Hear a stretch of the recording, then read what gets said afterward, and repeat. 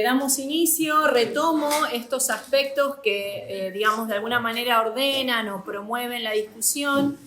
El primero referido a la persistencia, la desigualdad e injusticia en el acceso a derechos. Y sobre estos elementos centrales, hipótesis que entendemos que pueden favorecer a la redistribución territorial de la riqueza y el poder, como resaltaba Walter.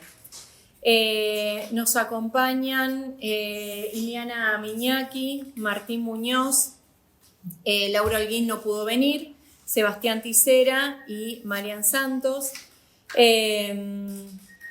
Vamos a comenzar con Iliana.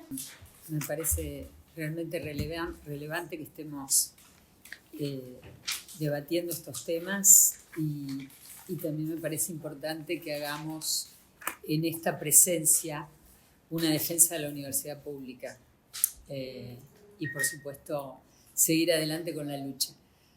Bueno, yo quisiera apoyarme en muchas cosas que se dijeron anteriormente y, sobre todo, compartir con lo que dijo Freddy Garay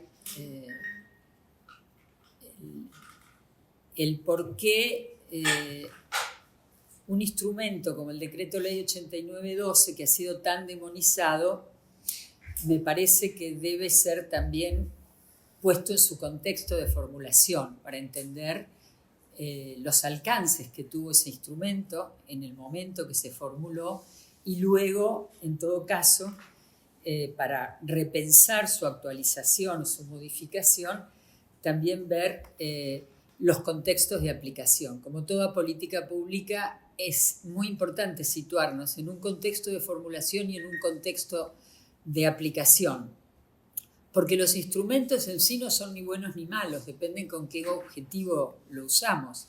Entonces, poner al Decreto Ley 8912 o cualquier otra ley como un sujeto que tiene vida propia y los males que generó ese instrumento es olvidarnos de la política. Entonces, en primer lugar, y para responder, voy a tratar de responder a las preguntas que nos hicieron, voy a decir esto, que sin duda que celebro que se dé este debate, es una oportunidad, pero es una oportunidad para pensar una política pública, voy a mirar el tiempo, y en este sentido estamos hablando de la política de planificación del desarrollo territorial en la provincia de Buenos Aires. Entonces aparece la política pública, la política y lo político como dimensión importante y el desarrollo, cosas que hoy en el marco del actual gobierno están muy desdibujadas y sobre todo porque se ha desmantelado el Estado nacional de las competencias territoriales en aquellas áreas sectoriales que la tenían, con lo cual hay una pérdida de visibilidad y una ausencia absoluta en la agenda pública de la planificación del desarrollo territorial. En segundo lugar, y para no repetirnos, yo formo parte de la Sociedad Argentina de Planificación Territorial. En las jornadas bonaerenses que se celebraron en la Universidad General Sarmiento, el presidente de la Zaplata, Abelardo Llosa, presentó un documento sobre nuestro posicionamiento en relación a este debate, planteando cuestiones de principios que ya han sido mencionados aquí, sin duda la justicia espacial, la justicia ambiental, la equidad distributiva, la función social de la propiedad, reconocer la crisis ecológica, que en rigor es una crisis socioecológica, en un contexto mundial que para muchos está caracterizado como de crisis global y tiene que ver con la crisis del capitalismo en este momento. Es decir, que nuestro país también debe pensar sus políticas públicas, no solo, en este caso, una política provincial en un contexto nacional adverso, sino también en un contexto internacional muy difícil. Entonces, ese documento de Zaplat está disponible y lo haremos llegar a todos aquellos que realmente les interesa y, por supuesto, Julián forma parte. Pero no quiero olvidarme, antes de responder la pregunta, de decir otra cosa importante que tiene que ver con lo que nos relataba Freddy, y es el enorme bagaje de trabajo hecho en torno no solamente a la ley 8912, los debates que ha generado en su implementación, y ahí me permito nombrar a un querido colega, Norberto Iglesias, que siempre nos decía, una ley es necesaria pero no es suficiente, y él estaba trabajando en un documento que espero que vea la luz sobre todo este recorrido de aplicación del decreto ley 8912 para la provincia de Buenos Aires. Entonces, no solamente todo lo que se ha debatido en torno a ella, y luego los debates y los encuentros que dieron a luz la ley de acceso justo al hábitat, una gran conquista social, sino que hay enorme cantidad de documentos que a mí me parece, y esto forma parte ya de las propuestas, voy hacia el final, que creo que tenemos que recuperar, son todos los estudios diagnósticos que se han hecho en distintos niveles del Estado provincial y nacional que pensaron el territorio nacional. Porque otra vez, debatir una ley no se puede debatir o no debería debatirse por fuera de un modelo de desarrollo territorial para la provincia. Es decir, si no aparece un instrumento aislado, que insisto, puede ser bueno o malo, según con qué objetivos de gobierno se utilice, pero desde mi punto de vista no podemos dar o no deberíamos dar este debate sin pensar cuál es el modelo de desarrollo territorial que tiene el gobierno de la provincia. Sería deseable que lo explicitara y en función de eso articular objetivos de gobierno con objetivos de planificación. Porque detrás de toda teoría de la planificación hay una teoría del Estado. Y me parece que este Estado provincial tiene cosas para decir muy distintas a las que estamos escuchando hoy a nivel nacional. De más está decir que yo defiendo el Estado. Y si tuviera que hacerme una tarjeta de presentación pondría Juanita Estado, porque a esto me he dedicado toda mi vida. A pesar de que he entrado y salido del Estado muchas veces. Entonces, este debate nos obliga entonces a pensar en tanto política pública, es decir, este instrumento como política pública de planificación del desarrollo territorial, en cuál ha sido la trayectoria del Estado desde la década del 70 en que se promulgó esta ley en adelante, y además pensar qué papel debería tener el Estado en la actualidad, cosa que fue abordada también en esta mesa, considerando el actual contexto internacional y nacional que se caracteriza por la incertidumbre, básicamente. Entonces, desde el 77 hasta hoy, 47 años creo, los distintos contextos de aplicación que ha tenido la ley deberían ser leídos en sus trayectorias estatales y también de sus burocracias estatales. Es decir, qué obstáculos, desafíos fue presentando, si hacemos subperíodos, en los 80, en los 90, en los 2000, 2010, hasta la promulgación de la Ley de Acceso Justo al Hábitat y de ahí en adelante. Entonces creo que de ahí podemos sacar muchas cosas. Insisto, en ese largo periodo se han producido instrumentos que vale la pena revisar, actualizar o tomarlos como puntos de apoyo para el debate de esta ley. Me refiero a todo lo que se hizo en el marco del Plan Estratégico Territorial a nivel nacional, todos los planes sectoriales que se dieron a partir del 2003 en adelante, el Plan Estratégico Turístico, el Plan Estratégico Alimentario, el Plan Estratégico Productivo y distintas variantes. El tema producción y empleo es central, también se lo ha dicho en esta mesa. No podemos tampoco pensar en políticas de acceso al suelo y al hábitat si no hay una economía que genere empleo, que genere riqueza, que genere puestos de trabajo genuinos y sujetos de crédito. Porque este es otro de los puntos que responde a la primera pregunta. En este largo periodo, entonces, hubo continuidades y rupturas en materia de políticas territoriales que deberían ser leídas en términos de ganadores y perdedores. Nos podemos preguntar a qué intereses beneficiaron esas políticas territoriales orientadas al desarrollo territorial en cada uno de estos subperíodos, en los 80, en los 90, en los 2000, y qué impactos territoriales y ambientales tuvieron esas decisiones. Y cuando digo impactos territoriales, entiendo al territorio como una categoría polisémica, es decir, que está implícita su dimensión histórica y por lo tanto social, con toda la conflictividad que ello implica en términos de uso y apropiación de ese territorio. Y allí está también subsumido el tema del poder, es decir, quiénes son los que toman decisiones sobre el territorio, para quiénes y a quiénes dejan afuera. A juzgar por la evidencia empírica, y después voy a dar algunos datos y podemos tener una segunda ronda, no podemos engañarnos. El capital inmobiliario y la lógica de mercado ha sido el principal agente configurador del territorio, no solamente bonaerense, sino en general. Y esto tiene que ver con un ciclo también de lo que ha pasado a nivel internacional con la economía y el desarrollo de este proceso de financiarización de esta etapa del capitalismo. Entonces creo que eso también hay que leerlo en ciclos mayores de crisis del sistema y de desarrollo del sistema bajo una forma que, según distintos autores, lo llaman de manera diversa.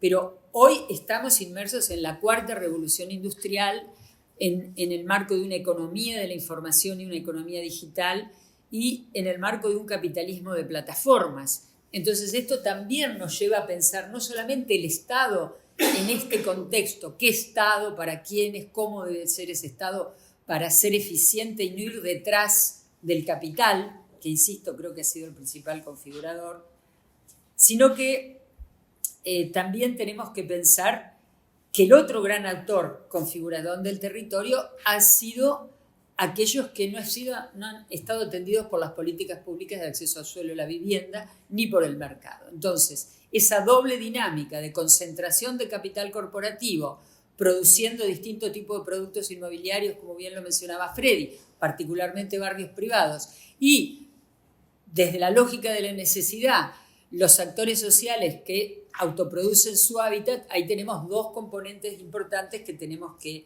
incorporar en el marco de repensar este debate de un nuevo instrumento en el marco de una política territorial. Entonces, frente a la pregunta, ¿qué aspectos del desarrollo territorial de la provincia explican la persistencia de la desigualdad e injusticia en el acceso a los derechos a la vivienda y al hábitat? Bueno, esto, que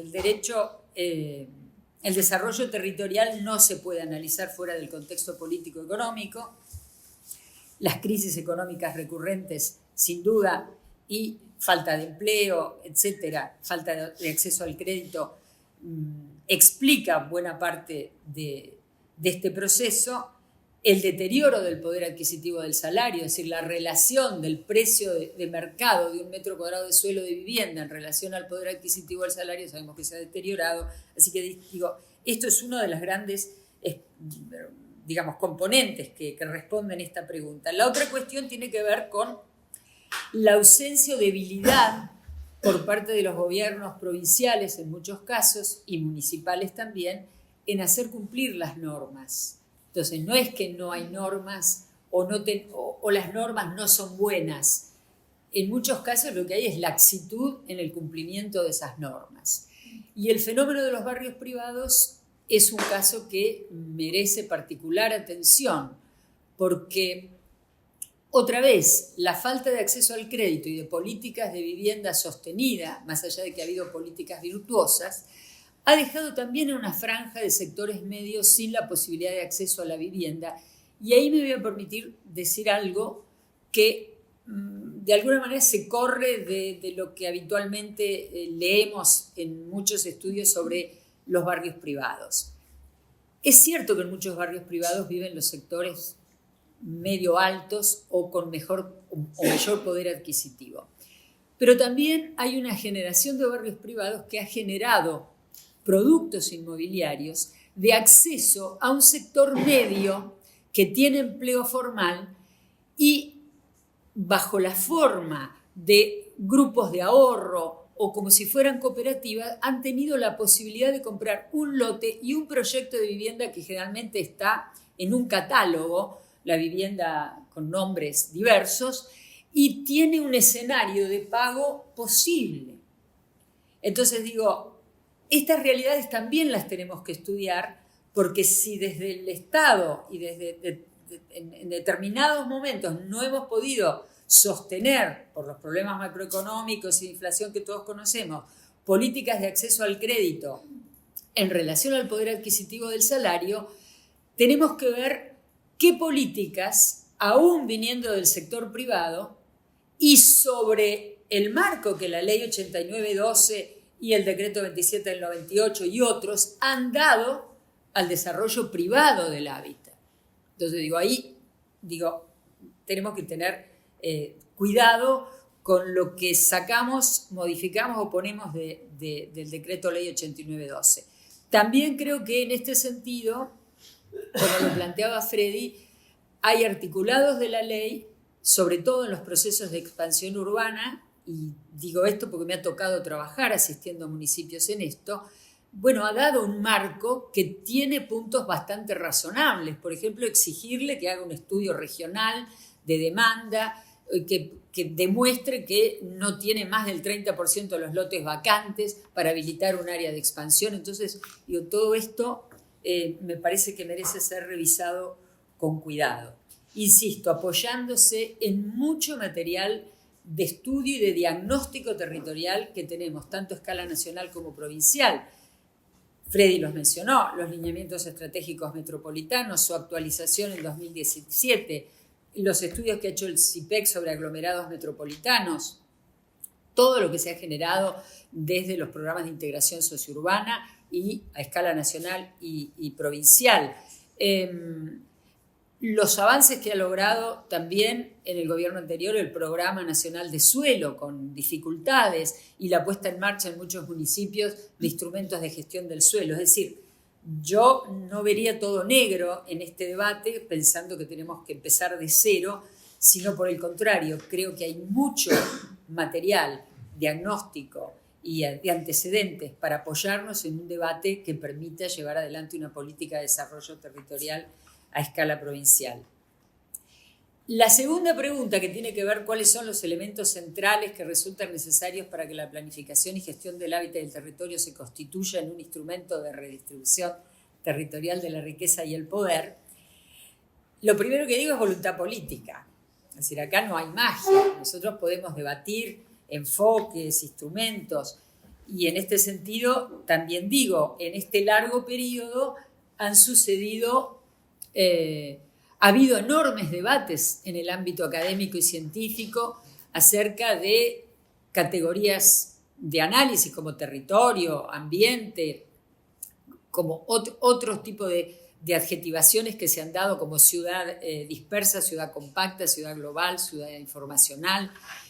En ese sentido ha habido, en el marco de esos debates, fetichización de instrumentos, es decir, creer que porque formulo y tengo el instrumento resuelvo los problemas de la realidad socioterritorial, con lo cual estamos cayendo en un positivismo epistemológico que a mi juicio ha sido ampliamente superado.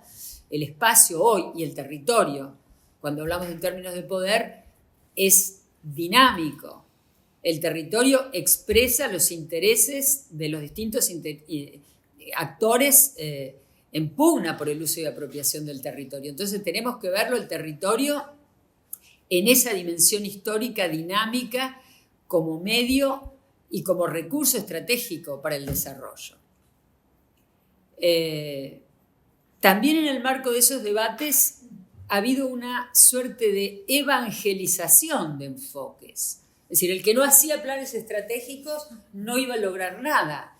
El que no pone en marcha una ciudad creativa o una ciudad inteligente o smart city, es decir, estos son todos los evangelios que nos van bajando, y la ciudad de los 15 minutos, por supuesto. Entonces no importa si la ciudad tiene 3 millones de habitantes y 200 kilómetros cuadrados y tiene 5 líneas de subte, no sé si tenemos 5 o 6. No se puede aplicar esto acríticamente. Entonces ahí digo, respondiendo a esta pregunta, voluntad política, un plan de desarrollo territorial para la provincia que explicite y considerar la lógica del capital corporativo. El capital corporativo tiene un componente fundiario, un componente inmobiliario, un componente productivo, un componente financiero y forma parte de la cadena de valor global. En las ciudades turísticas, y Buenos Aires es un ejemplo de ello, vemos claramente cómo ese capital corporativo también está en una disputa por el territorio. Porque cuando los precios de alquiler o los precios de venta de algunas propiedades se rigen por alguna de esas cadenas de valor global y entran en los circuitos por todos conocidos de Booking, TripAdvisor, Airbnb, etcétera, etcétera, bueno, la pregunta es, ¿nos alcanza una ley de ordenamiento territorial si no se contemplan estas formas que ha encontrado el capital para seguir haciendo negocios? Y como también Freddy muy bien lo decía, aún usando territorios que a priori no tendrían valor porque son inundables, porque están en humedales. Por el contrario, ese capital corporativo convierte la desventaja territorial en una oportunidad de un nuevo producto inmobiliario a expensas de los sectores más vulnerables de la población. Entonces digo, bueno, ahí me parece que ya tenemos algunas cosas que no quiero repetir todo lo otro que ya está dicho en el documento de Zaplat y cosas que se han dicho aquí que necesariamente deben ser incorporadas en este nuevo debate. Perspectiva de derecho, perspectiva de género, la transición socioecológica y la crisis del Estado que nos obliga a repensar un Estado en función de estos principios que creo que en este ámbito compartimos todos. Así que bueno, muchas gracias y perdón por la extensión. Buenas noches, primero agradecerles la invitación, la oportunidad de hablar acá y compartir un poco los pensamientos y, digamos, no tampoco quiero volver a redundar en lo que ya se expuso, mucho de lo cual suscribo absolutamente y comparto, digamos, también los espacios que tenemos de Zaplat, los encuentros regionales que hacemos, compartimos estas cuestiones, entendemos los desafíos que tenemos por delante, sabemos que justamente cómo se define la ciudad, pero también lo territorial, es un sistema complejo y de mi parte entiendo que cuestiones complejas requieren soluciones complejas. En esta situación también tenemos un Estado federal y las autonomías municipales, como reflejo de la Constitución del 94, plantean a la provincia de Buenos Aires también un camino de entender las autonomías municipales en este proceso de ordenamiento del territorio. La 8912 dejó un artículo donde encarga a los municipios, o exige a los municipios, ser los primeros ordenadores del territorio, con la complejidad que tiene esto de que las cuestiones y los desafíos que enfrentan las ciudades no reconocen los límites jurisdiccionales, mucho menos cuando están insertos, como es el caso del 93% de la población, viviendo en el 13% del territorio en el área metropolitana de Buenos Aires, si queremos verlo más extenso, en la región metropolitana. Ni hablar de las cuestiones que tienen que ver atinientes a cuencas, vialidades, conectividades, actividades, desarrollos productivos. Entonces, la complejidad del desafío que tenemos por delante, claramente con una ley que fue sancionada en 1977, que vino a responder, como se explicaba antes, desafíos temporales de ese entonces, y con lo que fue cambiando de la realidad, lo que nos demanda en realidad es volver a pensar cuál es el desafío hoy de cara al mañana, responder cuestiones de desafío de déficit que fue dejando la implementación y la incorporación del 8912, toda la normativa extra que se generó para dar también respuesta a otros desafíos, y después a 14.449 y el tema de su implementación, cuál fue la oportunidad, la presentación, en qué falló en su implementación. Y cuando menciono implementación no quiero dejar de lado la cuestión de lo que tiene que ver con la organización del Estado y la cuestión de la visión desde los municipios, los desafíos que tienen por delante en la implementación de una ley de marco provincial, donde se implementa a través de distintos instrumentos, como se mencionaba antes, en las etapas de planificación, de planeamiento, el desarrollo de esas capacidades locales para poder dar respuestas concretas, donde el gobierno local es para el vecino la primera cara presente y visible del Estado al cual le demanda respuestas. Entonces, frente a ese desafío, me parece que el tema de alinear, tener claro lo que decía antes Iliana, el tema de tener claro cuál va a ser los objetivos de desarrollo de la provincia de encarar la regionalización de la provincia teniendo en cuenta que tiene una extensión asimilable a la extensión de un país europeo como Francia, donde todas las cuestiones no pueden seguir resolviéndose en el centralismo platense, donde tiene que encararse definitivamente una regionalización de la provincia, que tiene que ser una descentralización centralizante. A ver, en estas cuestiones tenemos que entender que tener equipos técnicos provinciales que tengan un conocimiento directo del territorio, de los municipios, que no es lo mismo. El sistema deltaico del Paraná, la región metropolitana, o el sistema de las sierras, o Villarino, Carmen, Patagones en la región patagónica, o General Villegas, no demanda las mismas soluciones ni tampoco la misma prontitud de atender a las demandas, que tiene que ver con muchas veces esto que mencionaba Eliana también, de que los municipios muchas veces tratan de salir a resolver a tontas y locas, los que no tienen la capacidad, o rápidamente innovando en la gestión más allá de sus capacidades y posibilidades, cuestiones que demanda el territorio. Como decía, el vecino demanda soluciones urgentes, ágiles, rápidas, demanda un Estado eficiente. Pero sobre todo, sabemos los que estamos en el Estado, que más allá de la eficiencia, en realidad lo que tenemos que ser eficaces. Porque lo bueno es enemigo de lo rápido. Entonces, tenemos que darnos también al gobierno local esas instancias de capacitarlo, darle procedimientos para alinear medios afines. Pero también tenemos que tener claros los fines. Y sobre todo, tiene que venir dado desde la provincia para cada región, donde hoy en día entiendo que quizás las autoridades de Cuenca son el primer esbozo o lo más firme que tenemos a una regionalización. En esta cuestión quiero retomar justamente el tema del planeamiento territorial como una cuestión multiescalar. Los municipios no podemos perder de vista que estamos insertos dentro de regiones provinciales, dentro de una provincia, dentro de una nación argentina donde hasta ahora el PET fue el instrumento de consulta y de remitirnos a él para saber dónde estábamos insertos dentro del contexto nacional, provincial, y tener un norte de saber, bueno, cómo insertamos las actividades de un municipio, cómo nos insertamos dentro de una región, cómo entablamos diálogos con otros municipios linderos dentro de una región.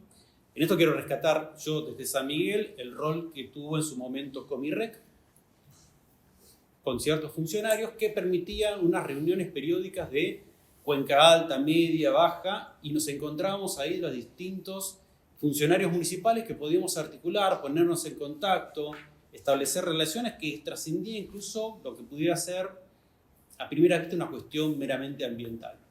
Nos reuníamos y hablábamos de todo, cuestiones de conexiones viales, de actividades, de vinculación a través del transporte, de cuestiones sociales, de la regularización de barrios que tenemos acabalgados en situaciones limítrofes,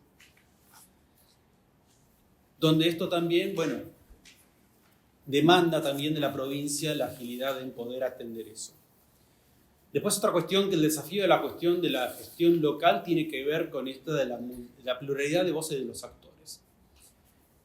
Ahí voy a poner a la cuestión de San Miguel, como decías, estamos elaborando el plan de ordenamiento urbano territorial, lo cual nos involucra una cuestión de poder escuchar y poner el oído en el territorio y escuchar a todos los actores, porque como bien decía Walter antes, rescatar que el plan como definición tiene que ser un proceso. Tenemos que descartar que el plan tiene que ser un libro que se queda en una estantería y muere en una estantería.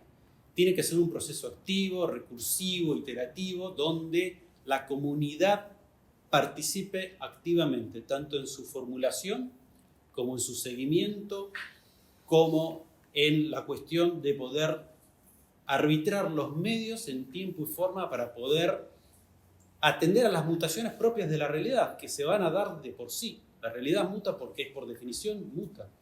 Entonces, el plan tiene que atender a esas mutaciones permanentes que se dan en el territorio, y el plan, para poder llegar a alcanzar sus objetivos estratégicos, tiene que poder darse las capacidades para ver si tiene que corregir los objetivos o tiene que corregir las estrategias o corregir los programas o corregir los proyectos para poder mantener el timón hacia donde eligió llegar o cambiarlos. Y en esta cuestión de la participación, no solamente es una cuestión de participación de todos los sectores sociales por cuestiones de estratos socioeconómicos, sino que también tiene que ser una cuestión de una participación de las distintas edades. Estamos en una situación donde el último censo nos está empezando a dar cuenta del cambio de la forma de la pirámide de población. Entonces, una población que va demandando mayores cuidados, donde la tercera edad va aumentando su proporción dentro de la pirámide de edad, va a demandar también pensar una ciudad donde todos estemos incluidos. Y más allá que incluidos, que me parece que tenemos que trascender también esa palabra y tenemos que estar integrados. Digamos, la integración de la comunidad, que la comunidad pueda también organizarse y que el Estado tenga un rol conductor de la organización de esa comunidad, es lo que va a permitir trascender el tiempo y mantener el plan como proceso. Sí, y en esto, ¿puedo cerrar? Para superarle y llegar al tema de los elementos centrales, para poder redistribuir la riqueza, en esto paso la cuestión, digamos, en San Miguel hacemos captura plusvalía, implementamos la 14.449 y vamos aprendiendo sobre la marcha. No es algo que, digamos, lo tenemos resuelto, pero es algo que permanentemente vamos perfeccionando la normativa y que tiene que ver también con esto de alinear medios afines. Y en esta cuestión también de la integración, me parece que es importante volver a tomar y tener presente que el pueblo es el verdadero soberano. Entonces, esto de la centralidad de la participación de la comunidad en determinar su futuro también tiene que ver con un ida y vuelta, y en esto del rol de la capacitación de los cuadros técnicos, en llevar adelante la pedagogía del soberano. En esto de empoderar al pueblo a ser dueño de su propio destino, que tiene que ver con trabajar un plan que para que el plan subsista y trascienda las gestiones, lo ideal, y en esto peco de ingenuo y sé que es un ideal, pero recalco el tema de que es preciso que la comunidad se apropie del plan para defenderlo a través de las gestiones. Gracias. Un gusto estar acá. Está bueno esto que la provincia venga a la UBA. Y está bueno que en ámbitos académicos se discuta estas cuestiones que son para la transformación del territorio. Lo cual genera compromisos, me parece a mí, muy importantes, muchos de los que ya lo han mencionado, pero empiezo con las preguntas o estos aspectos de desarrollo territorial que planteaba la convocatoria. Aspectos de desarrollo territorial marcando desigualdad, marcando injusticias, marcando accesos a la vivienda, al hábitat y a la ciudad, en el marco de la revisión de 2 leyes, lo cual está más que explícito que la carga de expectativas que le estamos poniendo a 2 leyes de ordenamiento del territorio para el desarrollo de nuestra comunidad, de nuestra ciudad, de nuestros habitantes. Entonces, eso me parece que es un estado de situación que no lo resolvemos solo nosotros, sino que está muy bueno cuando vemos que se trabaja de manera integral todos los aspectos y también de manera transversal y también vertical, de arriba a abajo, pero también de abajo hacia arriba. Entonces eso me parece que para mí debería formar parte de este marco de qué modelo de desarrollo de la ciudad, de la provincia y de las ciudades. También debería formar marco de este espíritu de conceptos y de criterios con los cuales deberíamos abordar estas problemáticas. Yo diría un punteado muy, muy rápido de problemáticas, pero quisiera que estén vibrando en cada uno de nosotros sobre 2 palabras. Uno que tenga que ver con la formación e información. Formación desde nosotros, como casa de formadores, y esa información que a veces tenemos, a veces no tenemos, que a veces llega, se transmite y a veces no.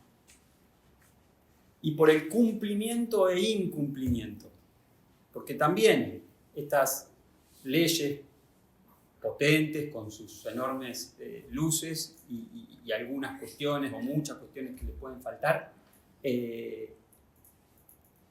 los municipios, por lo pronto los que yo conozco, les es muy difícil llevarlos adelante. Y remarco con esto de formación y de información. La formación de los cuadros técnicos que los municipios lo tienen que llevar adelante, la información que nos llega, que se distorsiona. Entonces, sobre eso me gustaría poder decirle estos pequeños puntitos que tienen que ver, por un lado, los humedales y por otro lado, los pueblos rurales, la ruralidad o lo que hemos hablado. Estas ciudades intermedias de 30.000, 40.000, 150.000 habitantes, todas en sus partidos tienen pueblos rurales. Y esos pueblos rurales también tienen las problemáticas de sus propias ciudades también, estas cuestiones de ordenamiento, este acceso al suelo, esta cuestión del agua. El agua y el suelo es una problemática en los pueblos, ya lo había mencionado, es vital para la vida, pero también la cuestión de la inundabilidad, la cuestión de la navegabilidad, esta posibilidad de ocio y recreación. Entonces el agua como un bien fundamental para esto. En estos pueblos y en estas ciudades del interior, el problema de la producción y el desarrollo muchas veces se contraponen, no tienen la misma dirección ni el mismo sentido, y se completa con la cuestión del suelo y la migración. Entonces, hay migración, arraigo, suelo y acceso, suelo y el trabajo, podemos decir el trabajo del asalariado, el trabajo y el empleo, vinculado directamente con la producción y su desarrollo. En estos pueblos pueden habitar si ahí consiguen su sustento económico, ¿no? Y ahí es donde se producen estas migraciones y estas transformaciones. La cuestión de lo ambiental, pero también de la producción y los agroquímicos o agrotóxicos, o como queríamos llamarle, la cuestión de las distancias, los buffers, los pueblos y las escuelas rurales, los espacios donde viven pocas personas, que también la producción y la salud lo está echando. Y en los humedales hay una cuestión de, también viven personas y hay una producción que no está, que estas leyes no la ordenan, que tiene que haber un hermanamiento potente con nuestras leyes de ambiente, tanto la de nación como la de la provincia, que son buenas leyes que más que complementarían este intercambio para también que sea un derecho al ambiente, ¿sí? Así, derecho a la ciudad, derecho a la vivienda, derecho al ambiente. Y el ambiente más que como un bien público. Es un bien público y la calidad de los bienes públicos es lo que hace que una sociedad sea más inclusiva y equitativa. Pero el poder identificar estos como bienes públicos y poder cuidarlos es una de las cuestiones que en estos territorios, por lo pronto los que yo conozco del norte de la provincia de Buenos Aires, son necesarios. Y tienen esta doble función, tanto las leyes, la normativa, como visualizarlos e identificarlos como bienes públicos, que los cuidamos. Y en el cuidado, o como la normativa y sus expectativas, lo que queremos es remediar lo que está mal y ordenarlo y mitigarlo, pero también adaptarlo para estos momentos y los futuros.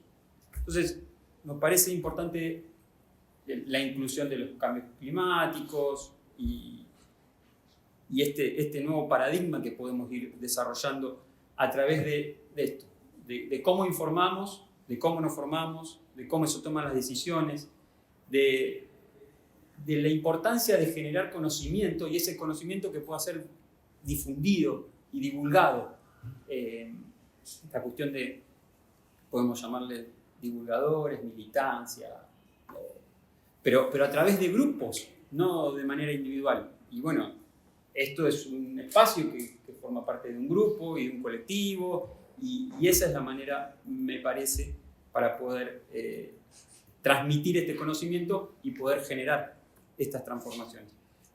Poca información sobre estadística, por lo menos de acceso público o completa, poca información de nuestros municipios del norte de la provincia de Buenos Aires a tener relación directa con los expedientes o con informaciones generales o con lo que sucede en un municipio diferente a otro. Ahí ya cuestiones más de transparencia y esta cuestión de incumplimiento de las leyes que tampoco sucede mucho cuando no se cumple. Entonces, el control y también el cumplimiento o incumplimiento, donde entra también la justicia en ese rol. La regionalización es algo que, por cuestiones operativas, institucionales, en los modos de ecosistemas, de cuenca, de sistemas de ciudades, es una manera también de abordar el territorio fundamental.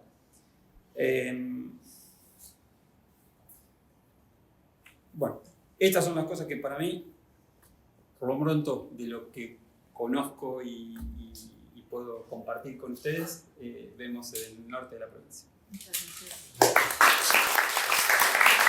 En principio, abogada, o sea, bicho raro en estas cosas. Ojalá que haya alguno más, no me atreví a preguntar antes, pero no solamente somos pocos los que nos dedicamos a esto, sino que además tampoco nos invitan mucho, ¿sí? Pero claro, por eso son escasos los lugares y conozco a mucha gente y agradezco muchísimo que me hayan invitado. Tampoco estoy muy contenta de seguir participando de estos lugares porque me empieza a agarrar el desaliento. Y porque estas cosas se vienen diciendo desde hace muchísimo tiempo. Como dijo Freddy al principio y lo reiteraron los otros compañeros, Lesa Plat y los otros participantes, se ha escrito mucho y se ha trabajado mucho, lo que implica que deberemos haber aprendido mucho sobre lo que está bien, sobre lo que no está bien. Y sobre eso no hemos hablado. Yo creo que hemos aprendido mucho, porque además en la provincia de Buenos Aires, en ciertos lugares se han sostenido técnicos muy capacitados que mantienen el conocimiento de los procesos y que han garantizado muchas cosas con dos situaciones que se han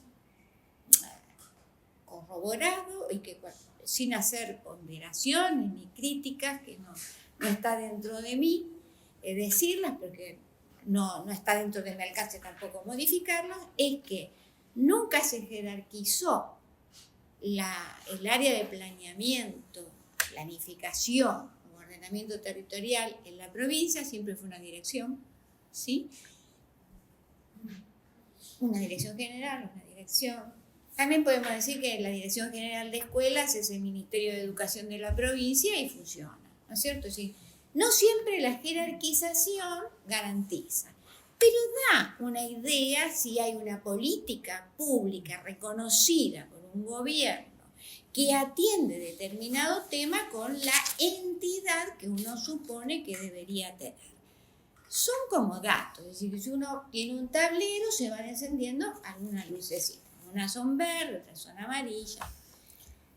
La otra cosa que todos de alguna manera lo han dicho, mayor o menor, es tenemos una estructura de la provincia de Buenos Aires que puede dar una pintura del siglo XIX y una dinámica de producción, suelo y desarrollo y población del siglo XXI. Compartimientos estancos absolutos.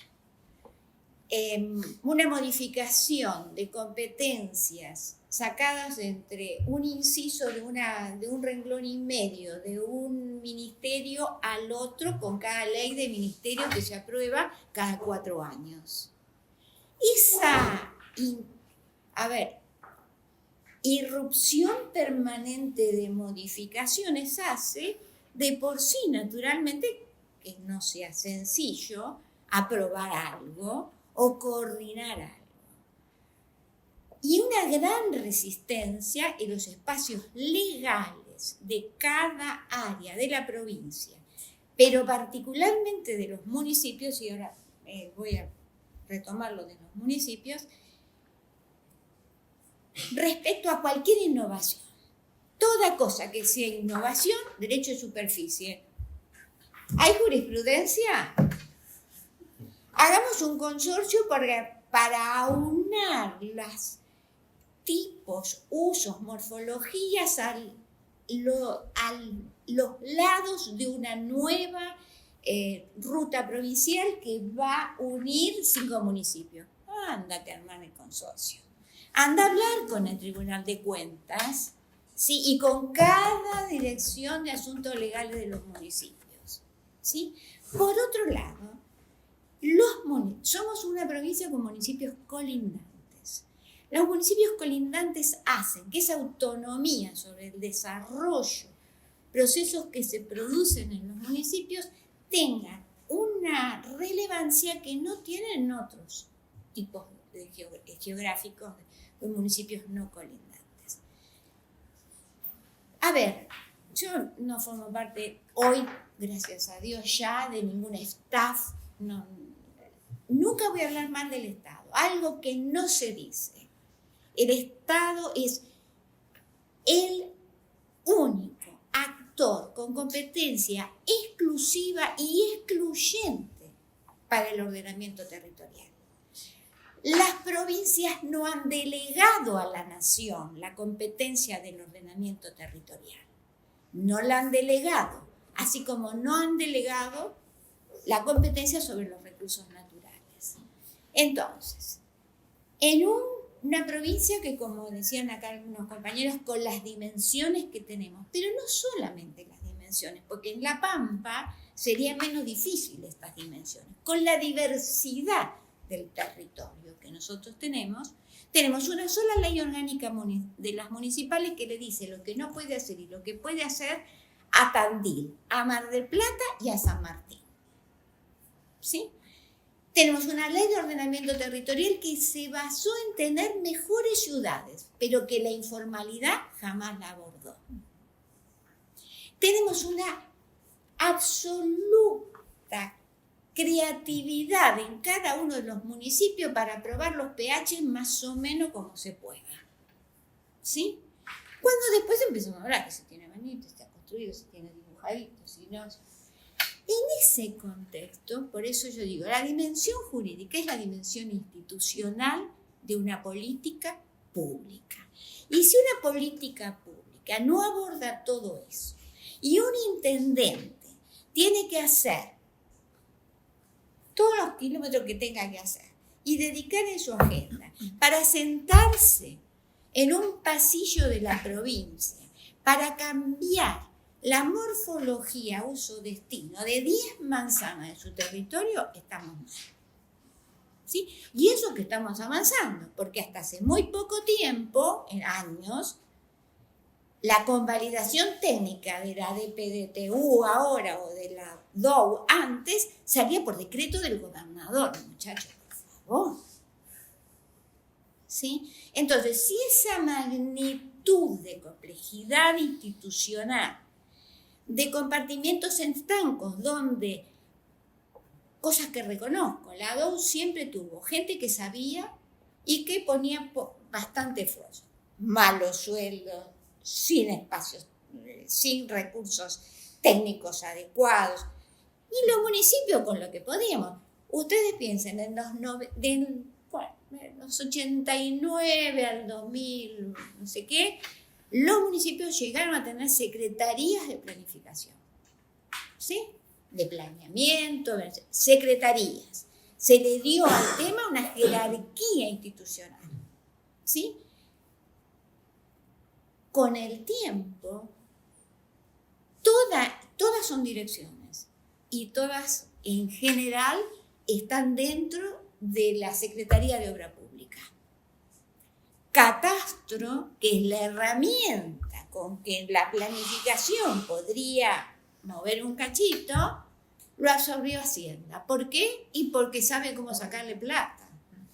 ¿Sí? Entonces, si nosotros tenemos en la provincia catastro dentro de ARBA, muchachos, catastro y geodesia, que saca disposiciones respondiendo a soluciones caso por caso, y no tenemos líneas, ejes que resuelvan situaciones similares, aunque sea una estandarización que se acerque.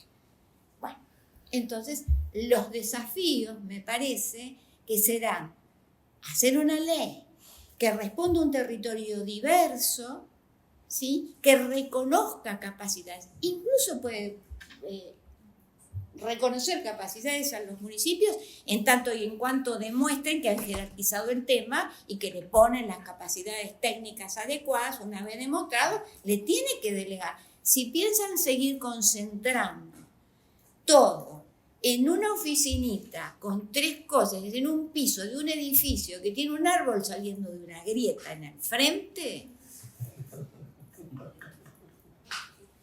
por favor, no hagamos demasiadas olas, ¿sí? Para ver qué vamos a cambiar, ¿sí? Entonces, para mí esa dimensión jurídica institucional tiene que estar desde el inicio del pensamiento del gobierno de un territorio. Nada más. Gracias a los 4. Y ahora tenemos algún tiempo para comentar, preguntar y entrelazar lo que fuimos escuchando. No sé si hay alguien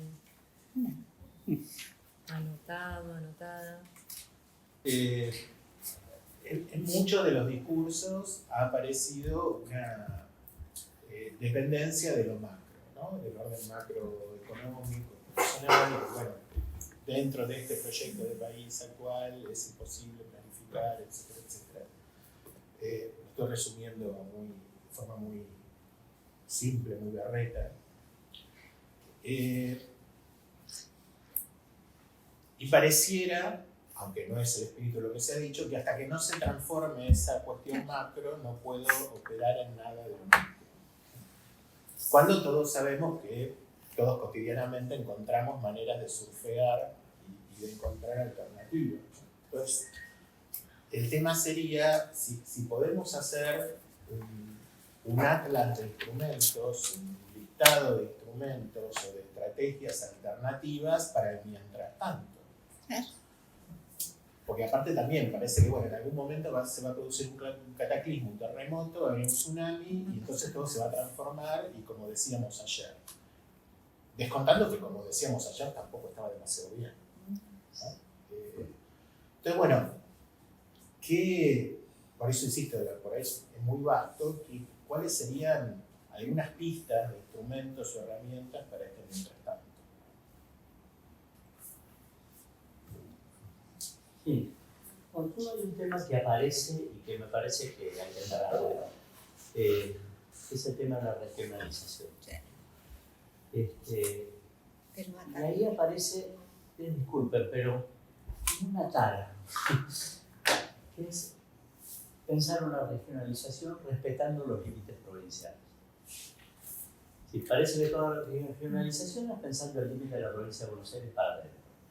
Y cuando hablamos de regiones, esto nos tocó al hacer el plan nacional, digamos, de obras públicas, bueno, las regiones tienen más que ver con ecorregiones. De alguna manera las características ambientales definen un producto principal.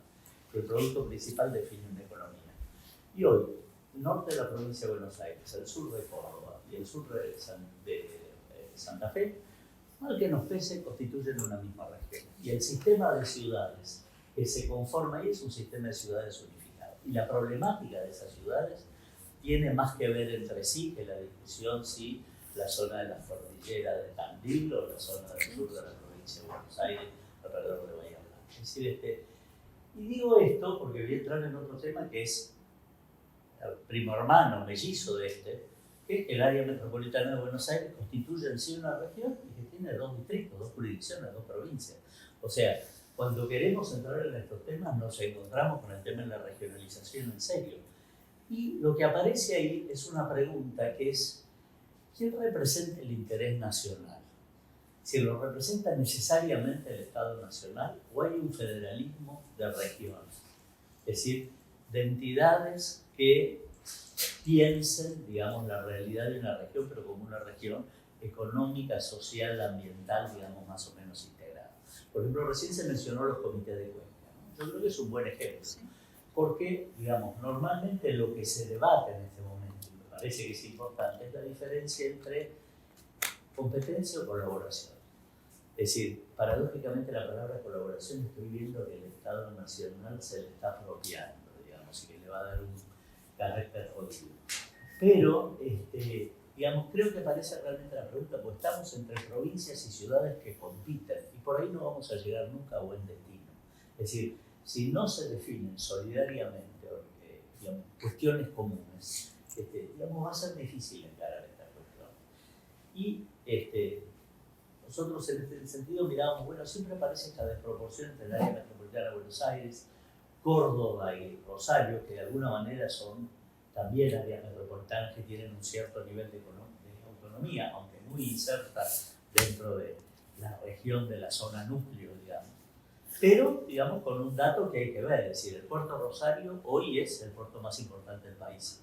Quiere decir que el desarrollo de Rosario, con todas sus contradicciones, y de alguna manera expresa las contradicciones del área metropolitana, digamos, nos presenta un futuro complicado, digamos, que hay que analizar, no en términos de competencia y ciudades, sino, digamos, no es solamente el tema de la droga, es el crecimiento del sector informal, es el crecimiento del control territorial, es la relación entre la ciudad y los municipios que hay alrededor, siendo una ciudad que es muy dispar respecto a los municipios alrededor. Y de Córdoba podríamos decir lo mismo, aunque con algunas cosas interesantes.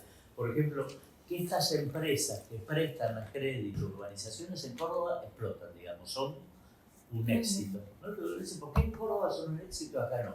Y aparece la pregunta, ¿es que la 8912 la jode? O, digamos, hay otras razones por las cuales en Córdoba te puedes comprar un departamento o un lote de cuotas, ¿no? Y acá no. ¿Por qué acá no? Entonces, cuando hicimos el análisis vimos que en el noroeste hay un sistema de ciudades que nos permite tener unos 5 o 6 millones de habitantes agrupados alrededor de un sistema urbano que puede integrarse mucho más, que puede tener trenes rápidos que los vincule, que puede tener funciones interdependientes, complementarias, que fuercen un poco a la gente a circular sobre el sistema de ciudades más que a competir.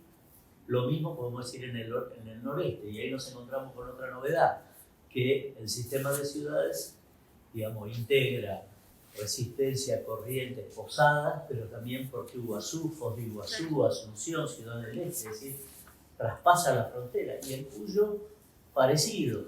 Entonces, ya no tenemos 15 millones de habitantes y 1,5 millones y después 300.000, 500.000. Tenemos como 4 o 5 polos de 5 o 6 millones de habitantes que evidentemente están pidiendo otra cuestión. Y esto nos vincula con otra cosa. El modelo extractivista nos hace pensar el país como una isla y funciona a través del sistema de puertos. Un modelo de integración regional, digamos como el del Mercosur, nos sitúa en una perspectiva de integración regional, por lo tanto, de habilitación de corredores que hoy son cul-de-sac. O sea, hoy la ruta llega a Jujuy y no pasa, o pasa en unas condiciones, o llega a Mendoza y pasa con dificultad. Es decir, si no tenemos unos flujos que atraviesen, digamos, este territorio, estas ciudades intermedias no van a tener crecimiento industrial ni desarrollo de complejidad. Es decir, pues tiene que ver con que uno deja de ser un cul-de-sac y pasa a ser el lugar por donde atraviesa un flujo. Y en eso también, si decimos la relación norte-sur, digamos, también podría pensarse una carretera que atraviesa el país por el centro. Pero claro, el sistema de ciudades se ordena sobre otros flujos y por lo tanto sobre otra matriz. Y la mala noticia es que, digamos, en Mercosur vemos cómo se nos escapa como agua entre las manos, ¿no? Es decir, digamos, los países que debían formar parte, digamos, hay un pensamiento que tiende a cuestionarlo y a diluirlo, y nuestro país se convierte en vanguardia en ese desmantelamiento, ¿no? Entonces, si hacemos un escenario de futuro, vamos a tener el escenario de más Buenos Aires y más Rosario alrededor de la hidrovía y el sistema de puertos y el embudo de rutas que conducen a esos lugares. Esta es una discusión mayor, digamos, y digamos, cada vez que digo, bueno, ¿por qué es la cabeza de gigante en un cuerpo de enano? ¿No? Es decir, para tomar citas históricas, porque hay condiciones estructurales que hacen eso y revertir esas condiciones estructurales hacen al debate. Con el modelo extractivista no vamos a revertir esta situación y va a crecer el sector informal y el problema de la nueva ley es cómo conduce la informalidad. Es decir, me parece que esto no forma parte, queda fuera de la discusión. Brevemente, digo, así como mencioné muy rápidamente, tomando como algo positivo, Javier, de que yo no creo que si no se resuelve la macro no se pueda hacer nada. Por eso dije, ¿por qué no empezamos por revisar todo lo que tenemos? Y en la rapidez de mencionar todo esto, omití decir algo que, Freddy, vos lo sabés. A mí me parece, y está Cecilia también acá, me parece un instrumento valiosísimo y que fue presentado el año pasado en el Congreso de Zaplat, que es el Plan de Obra Pública Argentina hace. Y no solamente por cómo está pensado, cómo está conceptualizado el territorio, cómo está conceptualizado el desarrollo, porque presenta una nueva geometría de poder. Obviamente, en pos de hablar 5 minutos, yo no mencioné alguna de estas cosas, pero esto que dice Freddy, me parece que ese es un punto de partida para en la provincia de Buenos Aires dar parte de ese debate. Por supuesto que todo lo que está contenido en ese plan de obra pública remite a una discusión nacional, pero se puede empezar por aquí. Y yo quiero agregar sobre eso, porque también lo han mencionado mis compañeros y Marian, esta diversidad de territorialidades que hay en la provincia de Buenos Aires, que en el debate de una nueva ley o una nueva política, insisto, para mí de planificación del desarrollo territorial tiene que ser reconocido. Yo voy a darles unos datos que corroboran esto que dice Freddy de necesidad de tener no solamente otra geometría del poder para salirnos del modelo extractivista, sino también que eso tiene que ser acompañado de una nueva arquitectura institucional para gestionar esas territorialidades. Por ejemplo, los municipios litorales, del litoral bonaerense. Hay una escala que no está contemplada en la gestión territorial, así como no está institucionalizada la gestión metropolitana, tampoco lo está la de la megaregión, que va de Rosario hasta Mar del Plata y un poco más allá, y si la miramos a escala del Mercosur, atravesada por los ejes que van del este al oeste, es decir, ahí pasan cosas muy importantes. Entonces, la megaregión del Tuyú, les quiero mencionar 2 datos, porque ha sido tema de investigación en el equipo que comparto en el Instituto de Geografía en la UBA. Un dato, en los últimos 15 años, desde 2005 al 2020, a esos 15 años me refiero, fue una de las regiones que más creció en población, pero se sumaron 9.011 hectáreas en un proceso de expansión urbana en horizontal, dispersa. Es decir, que en el 2020 la expansión era 66.37 respecto al 2005. De esas 9.011 hectáreas, casi 5.000 corresponden a urbanizaciones privadas.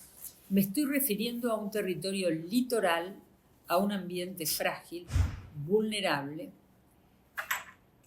Es decir, que el porcentaje de urbanización privada, básicamente en la región del Tuyú, que abarca de los municipios litorales el Partido de la Costa, Pinamar, Villa Gesell y Mediterráneos, Lavalle y General Madariaga, nos está dando cuenta de estas dinámicas diferenciales del territorio. Mientras hay ciudades que expulsan población, otras atraen.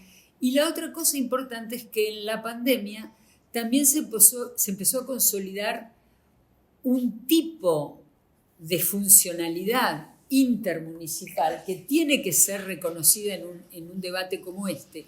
Por eso me parece tan importante lo que dice Freddy, que no podemos seguir leyendo el territorio en unidades jurídico-administrativas como ámbito de aplicación de normas, sino entenderlo en términos de gobernabilidad y de gobernanza, si se me permite también la palabra, aunque no me gusta. Entonces, esa nueva arquitectura institucional tiene que dar cuenta de un conjunto de interdependencias que se dan en los municipios que son funcionales, como estas que relataba Freddy en el norte del país o en el litoral del país. Entonces, esto que ustedes describen como archipiélagos de ciudades o urbanos, tienen que estar incorporadas en nuevos enfoques y en nuevas legislaciones totalmente distintas, donde el territorio y el ambiente están integrados. O sea, ese es el otro gran problema jurídico, la disociación del marco del ordenamiento territorial con el ordenamiento ambiental del territorio, artículo 8 de la Ley General del Ambiente. Entonces, nada, yo digo, hay mucho material para empezar. ¿Desde dónde empezar? Digo, yo en eso soy optimista. Y lo otro es política. Sí, también es cierto, y lo dejamos por favor, porque encima se ocupó de todo. A mí hay algo que me gustaría, lo digo a título personal, lo he escuchado en otros lados, pero lo voy a decir a título personal. Sí, es el Estado el que tiene, nosotros podemos hablar y tirar muchas ideas, pero el Estado tiene que también, ya que ustedes son personas que trabajan en el Estado, yo estoy hablando de la política del Estado, tiene que decir qué tipo de política pública quiere empezar a abordar sobre el territorio de la provincia de Buenos Aires, porque si no, vos haces un cómic sobre la X-Men, yo hago un cómic sobre Deadpool, vos haces un cómic sobre, ¿sí? Entonces, no, si tiene que haber, creo que sería un gran avance para ponerle pienso, cabeza, propuesta, que la provincia diga, bueno, a ver, el escenario que estamos pensando para los procesos que se ponen en marcha a partir de la necesidad de revisar esta normativa, es este. Estamos pensando un escenario de descentralización, de concentración, de municipalización. Vamos a reformar la Constitución, que además atrasa porque es anterior al 94, pero sí, nos tendría que tirar alguna punta, como decir, bueno, a ver muchachos, va a ser un triángulo o va a ser un óvalo. Entonces uno dice, todas las cabezas que están pensando, dice, bueno, a ver, que lo que nosotros estemos pensando entre en el óvalo, porque si vamos a pensar para un rectángulo y resulta que es un óvalo, va a haber un montón de superficie que va a quedar afuera, ¿sí? Porque el óvalo queda dentro del rectángulo, a menos que el óvalo sea más grande que el rectángulo. Entonces, esas líneas mínimas, porque si no esto es, me encanta, ¿no? Pero es mucha catarsis. Ya no estoy en edad para eso. Si me tiran unas líneas, creo que todas, porque además hay muchos grupos, mucho escrito, y muchos grupos que lo tienen, que han reflexionado sobre eso. Voy a decir varias cosas. Me quedó picando la idea de generar indicadores propios, situados. Hace poco, en una charla, le dábamos una vuelta a la cuestión del déficit y cómo si cruzás en la población de los barrios populares y la población en situación de déficit hay 2/3 o 3/4 de la población en situación de déficit que no está en los barrios populares. Y entonces, ¿en dónde está? Es parte de un estado de situación de la inequidad y la injusticia en el territorio. Y cómo se mide sería parte de lo que hay que pensar. ¿Cómo se define el barrio popular? Claro. Después, Es una villa. también en la idea de como que es un debate muy de la planificación, que es que como si el estado ideal de la planificación fuera antes de las ciudades, ¿no? Y acá el problema es que hay informalidad de barrios o hay que regularizar y integrar y no podemos partir de un estado como el que nos gustaría a los planificadores. Y creo que es un debate ese que ya es imposible, o sea, no tiene es inconducente, ¿no? Como estado de situación es el que hay. Y los procesos de integración urbana y todo lo que se mencionaron acá, desde la regularización y erradicación, dan muchos aprendizajes que tienen que ir integrándose con la planificación. Igual que la idea que vuelve de la que también se revisó. Hubo distintos matices en la identificación del problema entre el Estado como protagonista, el rol del Estado, el carácter del Estado y el mercado, en algunos puntos hasta definir que cuando el Estado no está, que es una caída bastante habitual de ese discurso, es cuando se desarrollan los problemas como los del conurbano, como la asociación de ausencia de Estado con problemas, cuando muchas veces son los matices del Estado, las ribetes y las complejidades del Estado, las características del propio Estado, parte de los problemas, que creo que esto sí se revisó mucho en toda esta conversación. Yo creo que no es catarsis. Mi versión de este encuentro es un encuentro de activismo político, es un encuentro de militantes que quieren transformar la realidad, lo están haciendo, intercambian sus conocimientos a favor de eso. Y me parece imperioso hacerlo, por otro lado. O sea, creo que es una cuestión que no hay que abandonar. Podríamos dar muchos ejemplos muy movilizantes de situaciones que hoy queremos transformar, que existen en nuestro territorio y que son las que son la carne y hueso de la desigualdad y la injusticia, que requieren que nosotros sigamos trabajando en eso. Lo que entiendo es que todo es mientras tanto.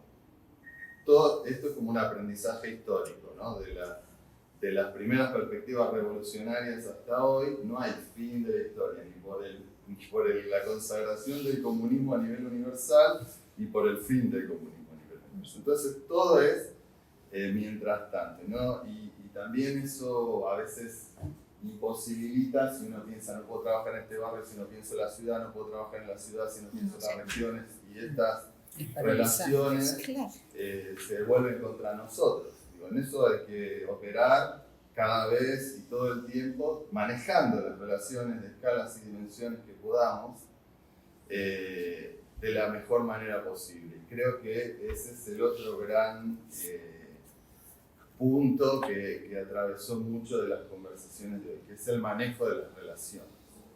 Y el debate de la ley de ordenamiento está como supeditado a cuántas relaciones o de qué modo podamos manejar el impacto de una ley de ordenamiento en el proceso del desarrollo del territorio, con política, con modelos, hasta qué punto en relación.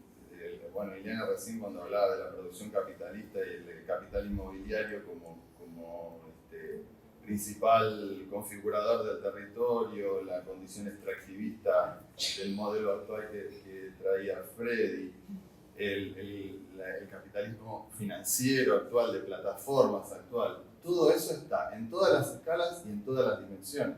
Entonces el manejo de las relaciones de todo eso me parece que hace a las posibilidades de acción que tengamos.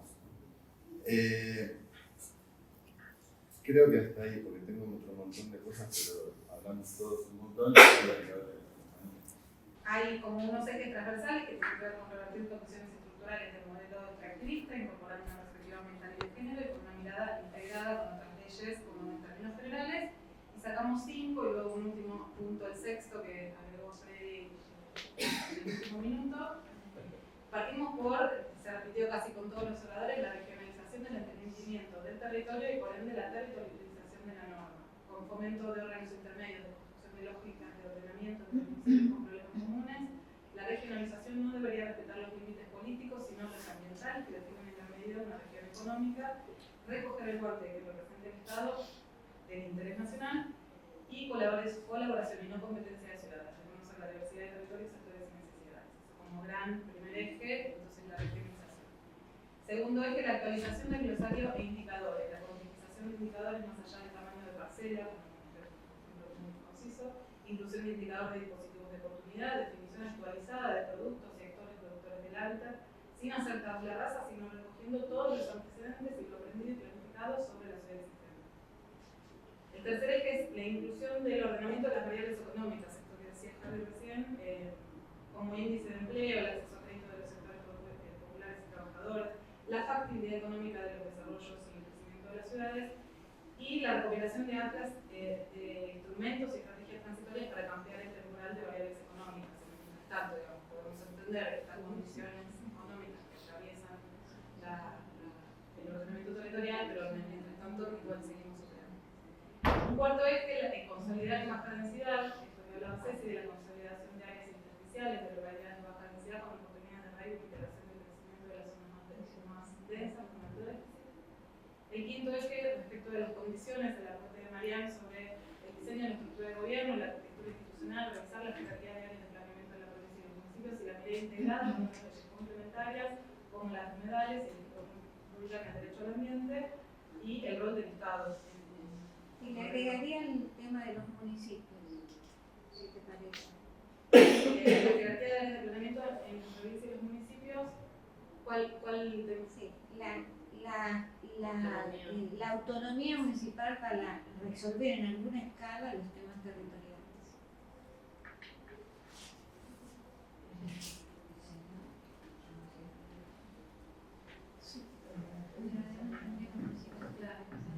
Y por último, el modelo de integración regional, una mirada hacia afuera de los territorios para que los flujos atraviesen el sistema de ciudades.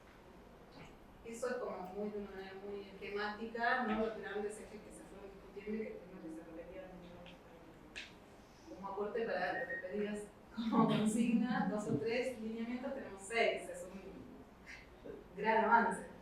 A mí me pareció muy relevante, lo identifico más en las exposiciones de Walter y Martín, la relación que tiene como la problematización por parte de la población de estos instrumentos.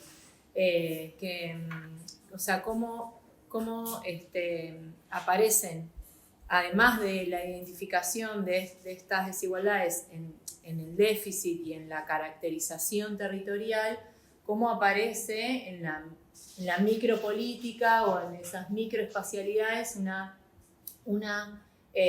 forma de asumir estos instrumentos como instrumentos propios, porque el hábitat, para los que venimos trabajando en relación a los procesos de producción del hábitat en barrios populares, es, digamos, no es un derecho que quede tan claro en la agenda de los derechos básicos. Y en el espacio cotidiano y en el desarrollo de esa cotidianeidad es donde se produce una espacialidad particular que, atravesada con todas las otras desigualdades, opera de manera, digamos, profunda. Entonces, no es el hábitat en aparte de todas estas cuestiones, y para trabajarlo es trabajarlo en relación a todas estas cuestiones. Entonces, la incorporación de la mirada y la preocupación por parte de esos sujetos es central para acceder a estos derechos, porque es considerarlos como tal. Si no, queda alejado, no sé, la cantidad de estudiantes que se van de una localidad para estudiar una carrera universitaria, o queda alejado las problemáticas que ven las madres de los chicos cuando se enferman por la cercanía de unos arroyos o el agua que toman, no sé, cuestiones que se mencionaron que son el sentido fundamental, ¿no? Que entiendo que coincidimos, en por qué la necesidad de transformar y revisar estos instrumentos y con quiénes. Yo pensaba en la línea de la apropiación, que hay algo que creo que tu exposición ilustró muy bien también, que fue la cuestión de la configuración del Estado como parte de lo que está en debate, en el debate del ordenamiento y del modelo de desarrollo, en muchas versiones, porque desde los debates sobre si es regiones, cuencas, y yo pensaba en la 14449, que en todo lo que excede los barrios populares o la integración sociourbana, la 14449, lo que se quiere meter la ley de acceso justo al hábitat en el modelo de desarrollo, es probablemente el punto donde menos espacio le permitan desarrollarse. Esa ley que propone mesas barriales en cada lugar donde se produce un proceso de transformación barrial, o consejos asesores locales en cada municipio donde se quiera integrar a la población de manera apropiada al debate de cuál es su modelo territorial, eso no tiene recorrido. Entonces ahí es donde entran las relaciones entre estos debates de ordenamiento, de modelo y de construcción de poder para la redistribución de la riqueza como una cosa de transformación. O incluso esos conceptos de que lo recaudado para los fondos, para lo que se recauda como renta, como vaya directamente al mejoramiento del hábitat. Es decir, perdóname, pero hay una cosa que a mí me gustaría que no lo puedo hacer en mi facultad, lamentablemente, porque los abogados somos como somos, ¿qué le vamos a hacer? Pero hay una cosa que fue importantísimo lo que hizo la ley de la 14. Modificó en esta cosa de los entramados absurdos, oscuros de la normativa, modificó 2 palabritas de la ley orgánica municipal y bajó de un plumazo con esa modificación de discusiones kafkianas de tributaristas, especialistas en tributos, sobre que el municipio no podía cobrar la renta diferencial. Sí, porque como no era una contraprestación.